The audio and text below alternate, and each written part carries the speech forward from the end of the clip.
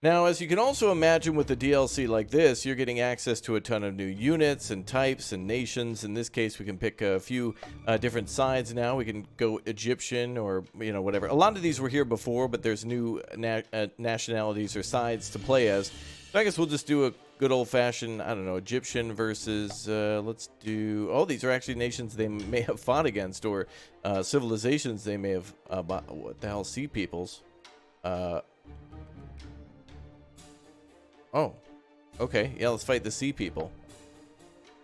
So it makes sense in a DLC like this, as in many other DLCs, that it would add new nations, new technology, new units to play with and to fight against.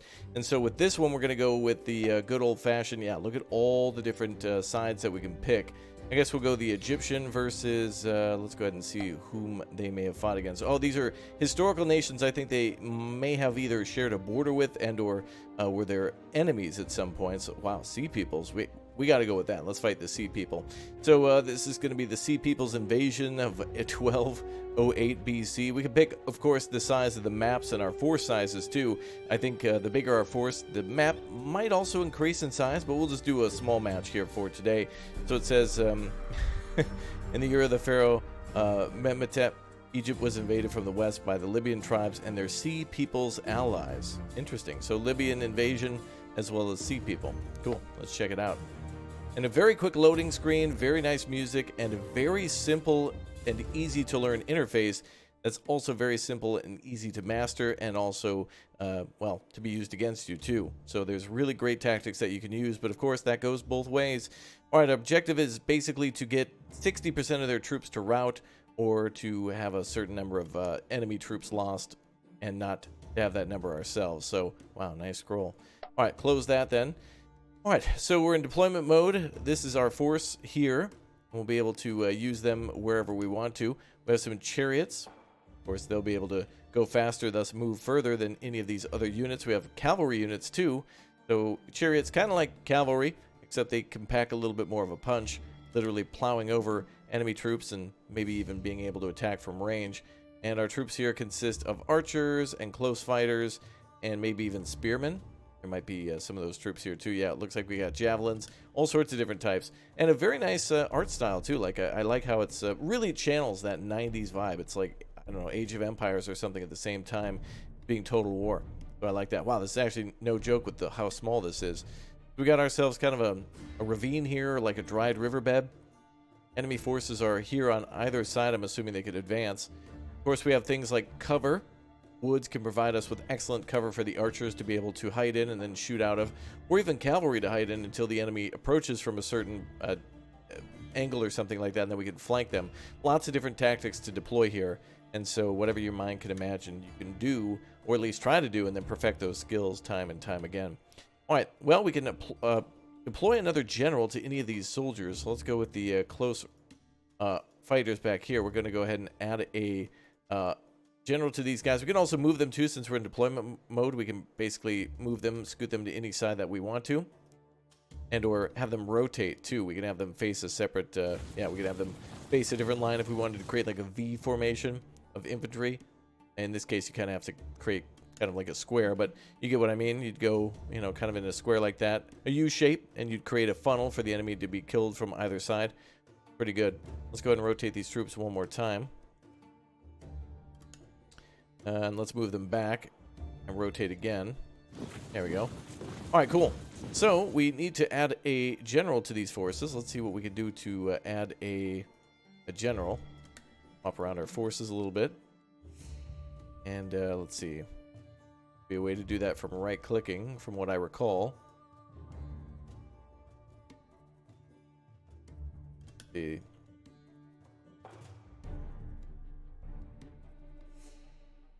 Click end turn button to begin. I don't think we can add any of those troops there.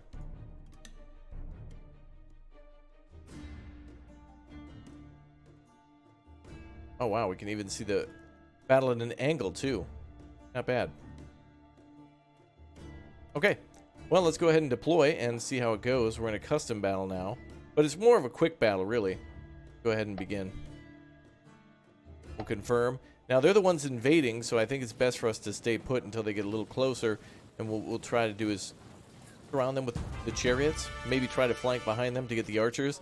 In a scenario like this, you of course want to go for the lighter armed troops, so light javelins would be great targets for the chariots or the cavalry, and then also the irregular foot troops could be an easy target to take out. But remember, now they've got the kind of the high ground here, or looks like the high ground, and also, well, it's not, but the forest, and that's going to be kind of a risky position for us to deal with. I still want to stay put from our front line, but I do want to deploy our infantry a little bit and our cavalry a little bit, including the chariots.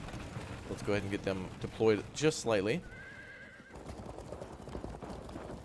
Now, of course, flanking is the thing, and being able to surround the enemy is very important too. So if we attack them from in front, behind, and on the side, they'll take extra damage, and we'll get a bonus for our attack based on how well we're outnumbering them, essentially. Now, there should be a way, I tried to look before, to put a general inside of these troops. I couldn't figure out how to do that from memory at the moment, but again, the tutorials do a fantastic job of teaching you everything from basic movement to basic setup and deployment, which is why I totally skipped it as a YouTuber. That's all right. I do like to learn from experimentation. Really, there's no better lesson than actually seeing it play out from you putting yourself in that scenario, so you know all the steps that brought you to that point, rather than just seeing like right click to attack and then just seeing the attack. Well, I can figure that out, but I want to know what led up to that. All right, now we got additional troops pushing forward. With the blue troops, I think they're going to create a line here and not go much further than that. Like right about here, we'll see the whole army. Yeah, and I think they're going to start flanking and breaking away from that. All right, so we're going wide on the right. Chariots, I feel like, should move much further than what they actually do. Okay, we got our troops here, the javelin troops on the right side, and we've got javelin troops here, two archers, actually. So now we can go ahead and start attacking the enemy. We can cause some pretty big damage here, now that they're within range. Great sound effects, too. And our javelins should be able to engage if they get a little closer. All right, our archers back here. We're just going to hold. We're going to have everybody hold. Just hold. Harassing the enemy up front. They're charging into the javelins. And, of course, because they charged, they were able to kind of break that line and force us to move back just a little bit. And multiple squads are attacking that archer squad. And the full army is coming through. But, again, not coming too much closer. We've got about 2 or 3 more turns to deal with those front forces before we have to break into multiple attacks.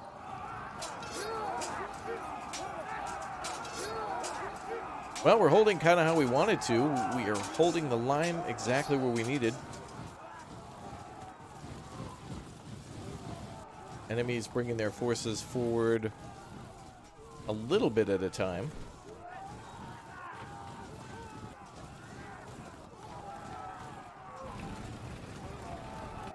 And it looks like only one chariot on their side. Wow, I can't believe our troops are actually holding there. This is going to buy us time for the cavalry and the javelins to outmaneuver them. Actually, are these archers? Yeah, javelins here.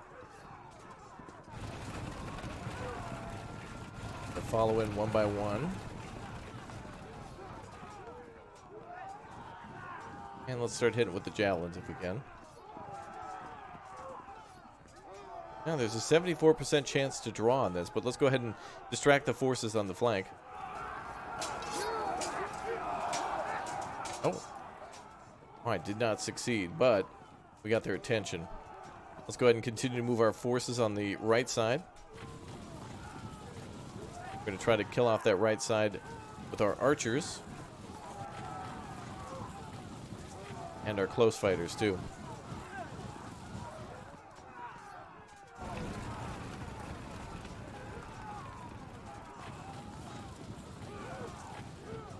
Alright, I think we can engage from here. Yes, we can. Oh, those look like crossbows. Oh, they have regular bows, but only 6 damage at that range. Not bad, though. Still landing hits. Better than a miss.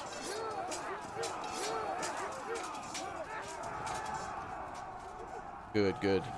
Troops are falling back through our line. That's good. We're going to hit our line here shortly.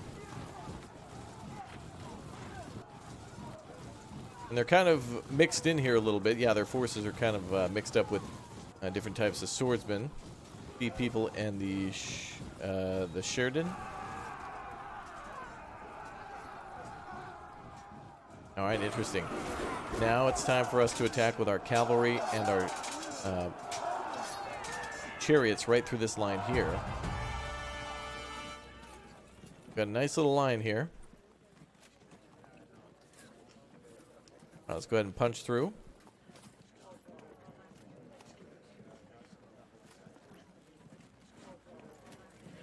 Oh, we got a 3% chance to lose.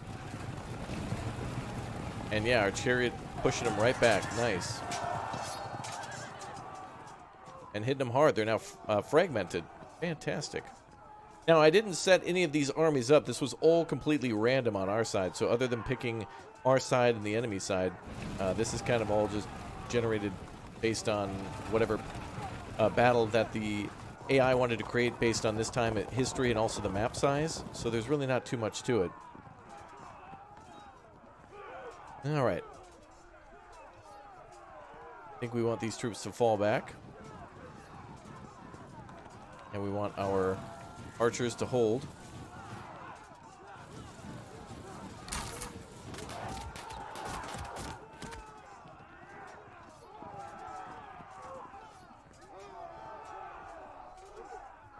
We want these troops to... I want to try to maybe target these guys. Oh, wait, we can.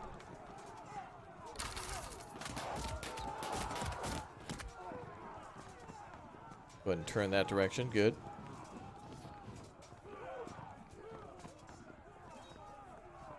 And our cavalry are standing by on the left flank as well.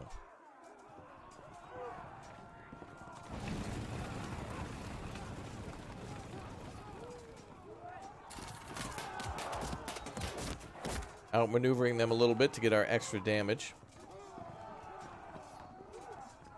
We're getting ready to attack.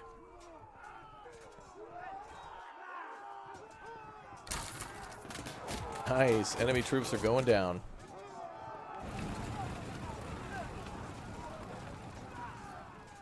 Alright, so this is basically an armored spearhead here. We're going to try to crunch through these troops. They will eventually slow us down. They've got a lot of numbers here for us to deal with. Let's see what they send at us next. Some of their troops retreating. That's a feigned retreat. I wouldn't trust that. Their force is charging in, but of course we're faster as a chariot. And now they're at the mercy of possible cavalry charge from behind.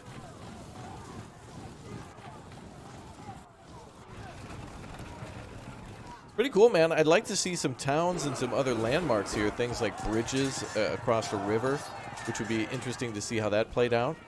You know, with the river separating the map, it would then be about a battle for control of a bridge. Or possible ports or something like that. Well, we just made this group retreat here. And I guess we're pursuing. We now want to melee charge these troops. And flank them from behind as well.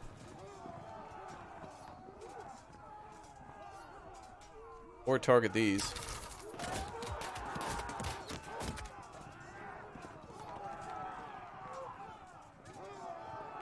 Our own troops are blocking our line of sight.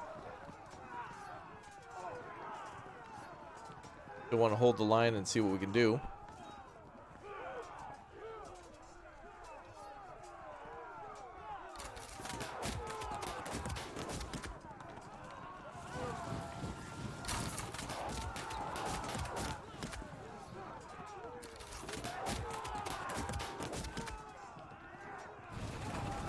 Alright, so these troops bust through here, but we're going to be able to turn them back with the extra forces we have coming through.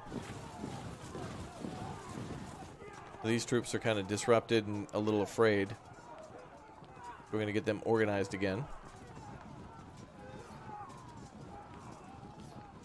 And let's go ahead and...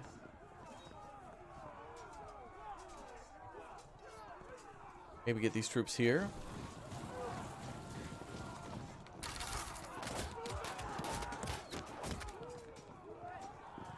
We'll have this other ranged unit pushed to the far right side. So good, good, good. Wow, look at that. We routed those troops.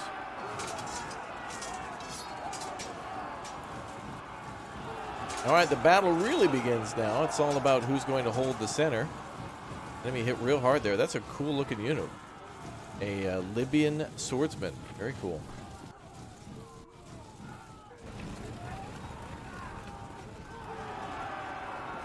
I love it. Our horses are able to just run away. These troops that have rallied are now back in the fight. So not that bad for us.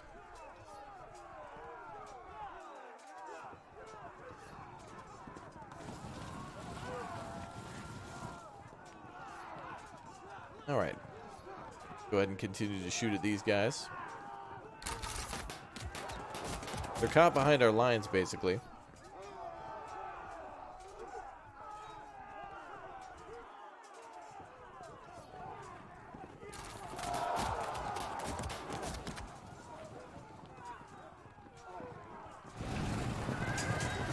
Nice. Plowing into them for a quick attack. Paid off there. This unit's kind of isolated. We're going to chew them up slowly.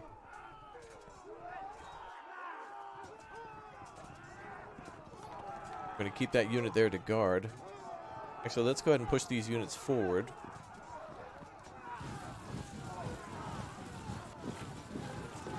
And we're going to fill that gap. All right, how are we doing here? We're going to stay in the battle, I think.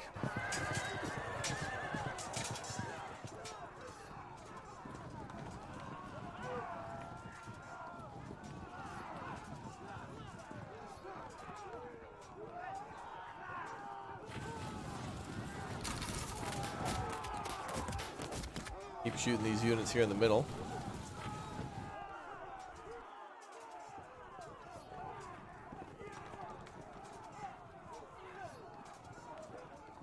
All right, interesting so far. This is really a situation where anybody can win. I think the enemy outnumbers us both in a few squads of very elite units and with units overall, but we outnumber them with chariots, which should be able to turn the tide with kind of flanking enemy movements and things like that. We got this unit all the way up here too. Yeah, a lot of those elite units pushing through. It's fine. Good old fun battle.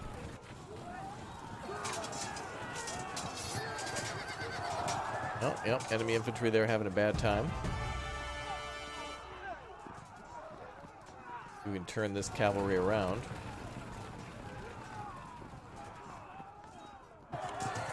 Yep, finish them off. Oh, they're routing. Fantastic. We're chasing.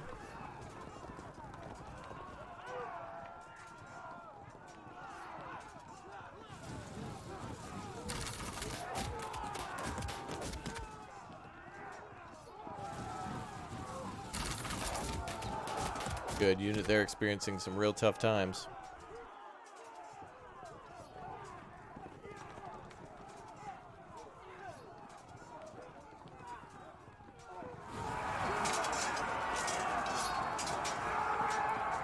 Pushing into the enemy and trying to hold the flank, or at least the center, which will help us to hold the flanks. Don't need any more fronts to be opened here.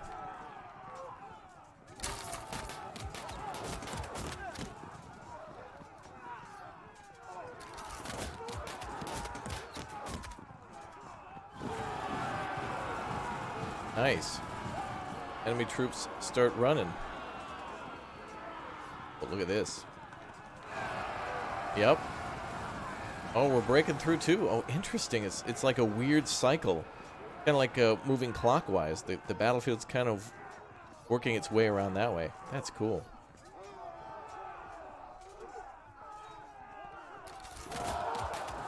Troops are fragmented now.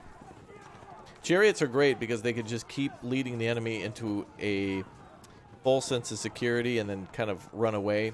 The enemy outnumbers them. You know, it's like kind of just one unit there. Maybe you could imagine, I don't know, 5 chariots, 6 or whatever. Maybe it represents more than one.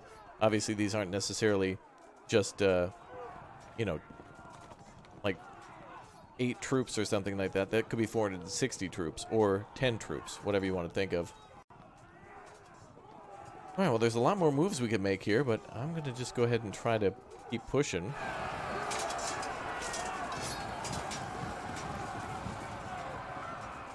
It is an absolute mess out there. Let's see what the enemy's moves are. I feel like I just want to hold them and let them make their moves in the middle, and then try to flank them with the cavalry. Oh, enemy reinforcements have arrived? What?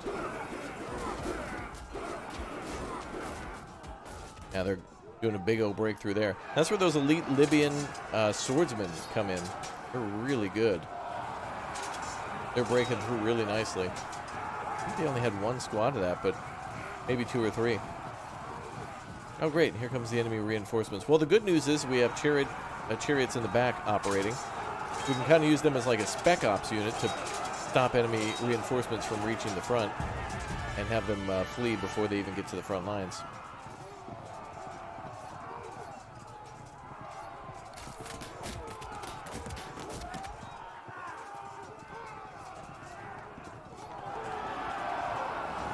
Nice, they're breaking and routing. Fantastic.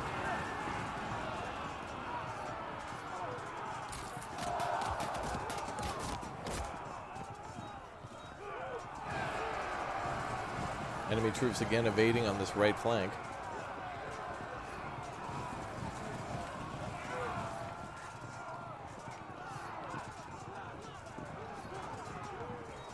They've broken through our archers here, but we do have a chance to maybe crush them with the chariots. Speaking of which, I'd like to go up here and try to interrupt these guys. Them having reinforcements ain't that bad after all.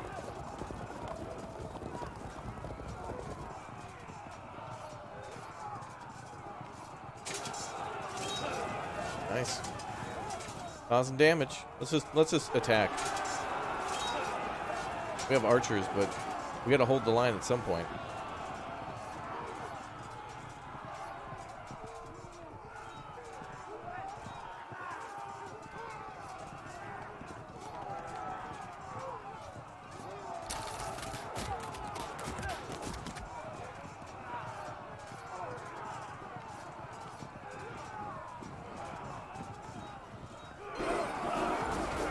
Nice. What a mess. I couldn't really tell you what's going on from this level, but I could just tell you what's going through my mind. And it being, again, going back to what I said about a counterclockwise or clockwise movements across the screen.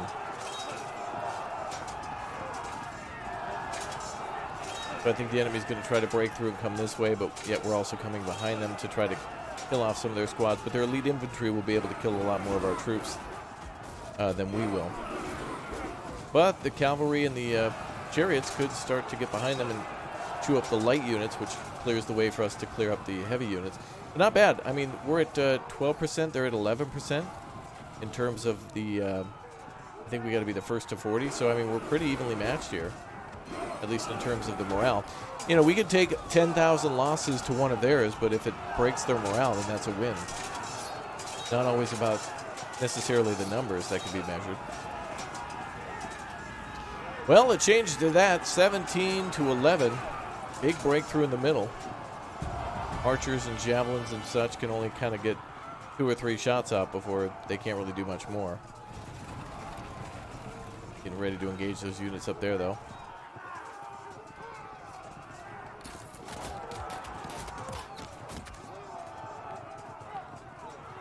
We only have a 1% chance to win there.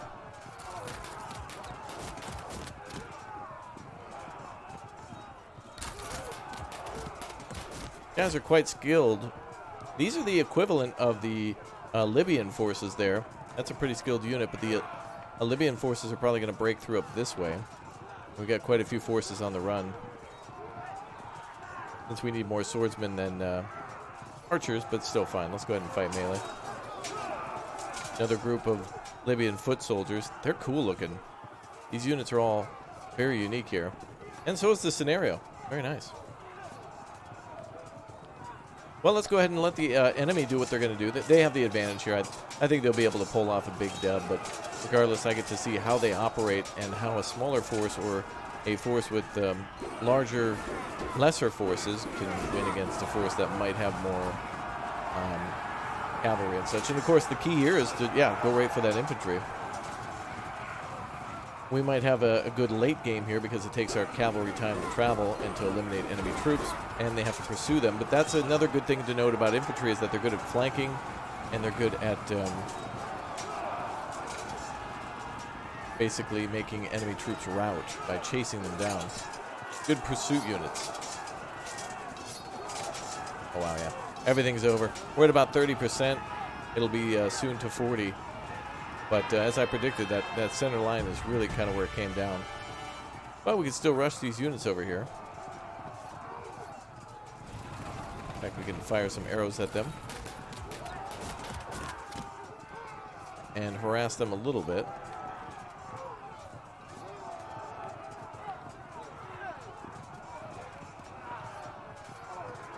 We only have a 1% chance to win there.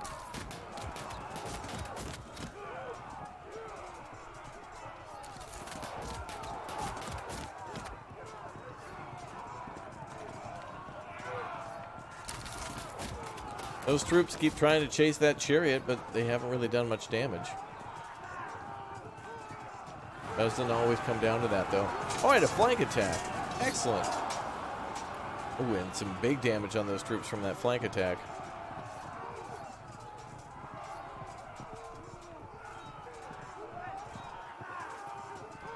Okay, notice there's troops there, but that's fine.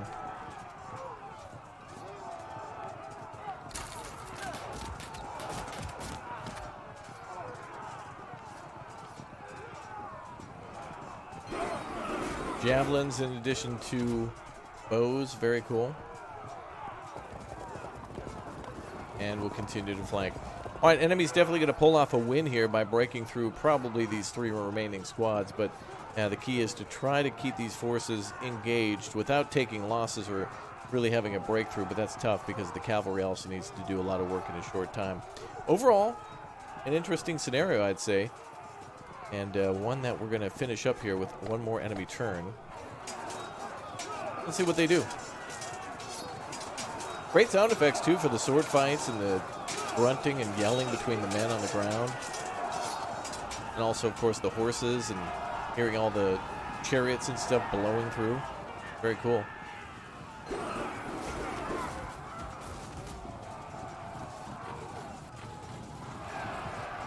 Yep, and we're able to evade easily. Oh, those chariots are so good at kind of leading the enemy into attacking you and chasing you down. Very cool.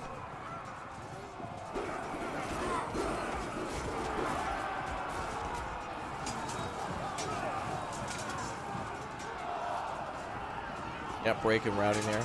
Enemy at 43%. I think this number needs to be in orange over 40% maybe, but we'll see what happens when the enemy makes their turn.